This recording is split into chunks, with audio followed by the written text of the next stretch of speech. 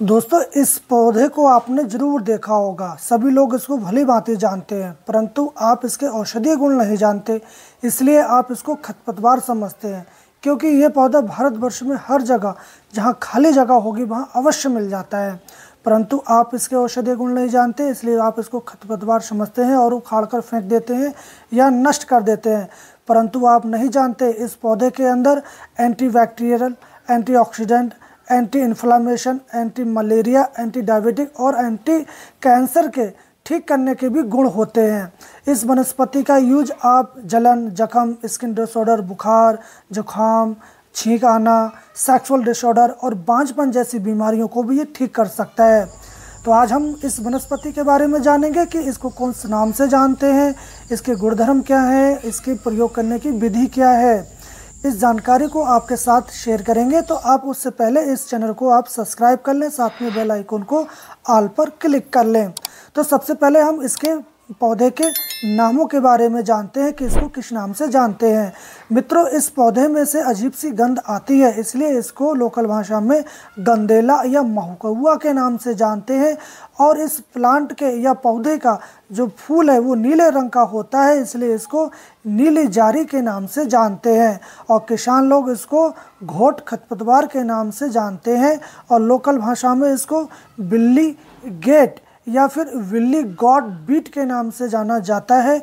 इसको विषारी, नई तुलसी, औषधि और तमिल में इसको अप्पा या कटप्पा के नाम से भी जाना जाता है। और इस वनस्पति का वर्टिकल नाम अरिजेंटम ओनिजोइटस है। आप अपने क्षेत्र में इस वनस्पति को किस नाम से जानते हैं, आप हमें कमेंट बॉक्स में ज़रूर बताएं। तो दोस्तों, एक समान दिखने वाली बहुत सारी वनस्पतियां होती हैं। अगर आपने सही वनस्पति का चयन नहीं किया तो वो आपके दुष्प्रभाव भी दिखा सकती है।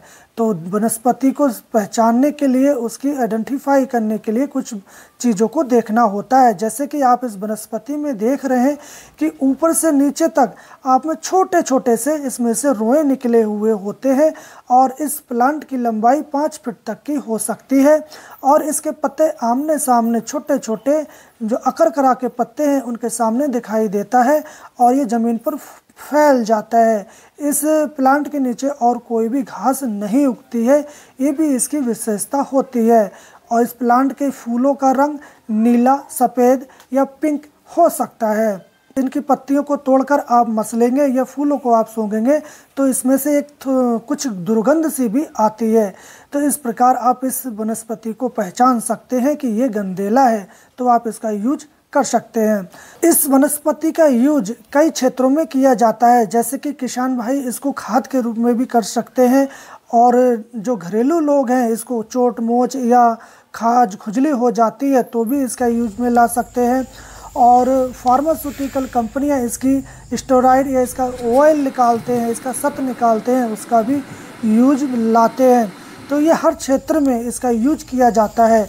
इन्वायरमेंट में भी, इस क्षेत्र में भी इस वनस्पति का यूज किया जाता है, क्योंकि ये एंटीबैक्टीरियल और कीटों को नष्ट करने वाली होती है और ये जैविक खादों के रूप में इस वनस्पति का यूज किया जाता है। तो दोस्तों, इसके हम कुछ औषधीय गुणों के बारे में भी जान लें कि इसको हम किस प्रकार कौन सी बीमारी में यूज में ला सकते हैं। तो सबसे पहले जो सबसे लेडीज़ में होने वाली सामान्य सी बीमारी है वो है माइग्रेन या आधे शीशे का दर्द, आधे सिर का दर्द, जो सूर्य निकलने के साथ जैसे जैसे सूर्य का प्रकाश तेज होता है वैसे वैसे आपके सिर का दर्द भी तेज होने लगता है, तो उसको अधकपारी या माइग्रेन का दर्द कहते हैं। तो आप ऐसे में इनकी पत्तियों को तोड़कर और उसका रस निकाल लें और सूर्योदय से पहले कान में 2-2 बूंद टपका दें, एक ही बार एक ही दिन। आप ऐसा करते हैं तो आपके माइग्रेन का दर्द हमेशा हमेशा के लिए छूट जाता है, चला जाता है। दूसरा प्रयोग है दांत या डांड में दर्द होने पर। तो अगर डांड में दर्द है तो आप इनकी पत्तियों को तोड़कर और कान में 2-2 बूंद टपका दें, पहले दिन एक बार, तो देखेंगे कि आपका दांत का दर्द हमेशा हमेशा के लिए छूट जाता है। अगर दांत में आपका खुक्कल है, कीड़ा लगा है और दांत हिलता है, किसी भी कारण से आपके दांत या दांत में दर्द है, तो आप इनकी पत्तियों को तोड़कर थोड़ा सा चबाकर और जहाँ भी दर्द है वहाँ वो दबा दें। ऐसा करने से आपको 5 मिनट के बाद दर्द तुरंत ठीक होता है। इतनी पावरफुल है ये वनस्पति, क्योंकि इसमें एंटी बैक्टीरियल का गुण और एंटी इन्फ्लेमेशन का भी गुण होता है। दूसरा उपयोग है, आपको छींक आती है, आपको बुखार है, जुखाम है, ऐसी कंडीशन में आप इसको काढ़ा बनाएं, इसकी भाप लें। भाप लेने से आपकी नासिका में जो कफ जमा है वो बाहर निकल जाता है, आपको सांस लेने में जो दिक्कत है वो दूर होती है। कफ, जुखाम, सर्दी, ये सारी समस्याएं आपको दूर हो जाती हैं सिर्फ इसकी भाप या स्टीम लेने मात्र से, और बुखार भी उतर जाता है। दूसरा, इस वनस्पति में एंटी मलेरिया भी का गुण होता है। तो जब भी आपको मलेरिया के ऐसे लक्षण लगे, आपको ठंड से बुखार आए, तो आप इसका काढ़ा बनाकर भी पी सकते हैं। काढ़ा बनाना बहुत ही आसान है। आप इसकी पंचांग को ले लें 50 ग्राम की मात्रा में और 400 ग्राम पानी में उबालें। जब उबलते उबलते 1/4 रह जाए, आप उसको ठंडा करें, छान के पी जाएं सुबह खाली पेट। तो ऐसा करने से आपके मलेरिया का भी बुखार उतर जाता है।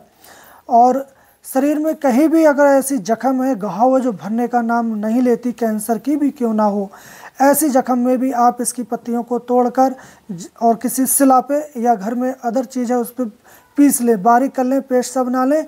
उसकी आप उल्टस किसी कपड़े पर या किसी पत्ते पर रखकर आप बांध दें, और बांधने से आप ऐसा लगातार कुछ समय करते हैं तो आपके पुराने से पुराने सड़े या गले जख्म भी ठीक हो जाते हैं, क्योंकि इसमें एंटीबैक्टीरियल का भी गुण होता है और साथ में कैंसर, एंटी कैंसर का भी प्रॉपर्टी होती है, इसलिए ये जख्मों को बहुत तेज़ी से भर देती है। इस वनस्पति का यूज आप गठिया, यूरिक एसिड, जहाँ भी आपके जोड़ों में सूजन है या जकड़नता है, ऐसे में आप इनकी पत्तियों को तोड़कर तेल में थोड़ा सा गर्म कर और बारीक बारीक करके आप इसको गर्म सहता सहता हुआ अरंडे के पत्ते में रखकर आप बांध दें। ऐसा बांधने से जोड़ों की सूजन उतर जाती है और आपके जो दर्द है उसमें भी राहत मिलती है।